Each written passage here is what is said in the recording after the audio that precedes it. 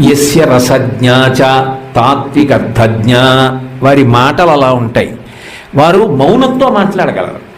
వారు ఎక్కడో ఉండి ఎక్కడో ఉన్నటువంటి వాడి యొక్క ప్రమాదాన్ని పసిగట్టి ఉద్ధరించగలరు. ఇన్ని సందర్భాలండి.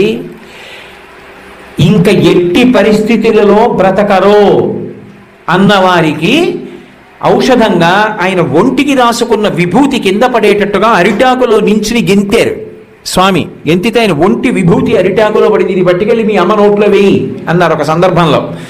విమానం వెళ్ళిపోయింది స్వామి అన్నాడు. ఉంటుందిలే అన్నాడు. అప్పటికి కొన్ని గంటల ఆలస్యం ఈయన విమానాశ్రయానికి వెళ్ళేటప్పటికి ఉంటుంది ఆ విమానం. కానీ విచిత్రం ఏంటంటే వెళ్ళలేదు, అలాగే ఉంది.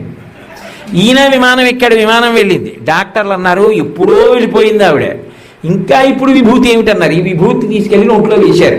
టక్కని లేచి కూర్చుని మాట్లాడింది ఆవిడ. అప్పటి వరకు ఏదో బారోడ్ లైఫ్ అంటారే, వెంటిలేటర్ మీద పెట్టించారు. వారు ఆ బ్రహ్మము యొక్క స్థాయికి చేరిన మహాపురుషులకి ఇటువంటి సిద్ధులు పెద్ద విషయాలు కావు, దానికి వారేం లెక్క పెట్టారు.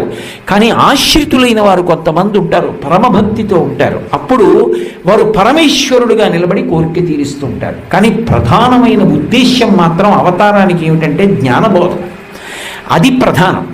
దానికోసం ఎవరు ఆశ్రయించారో వాళ్ళని చూసుకుని పొంగిపోతారు.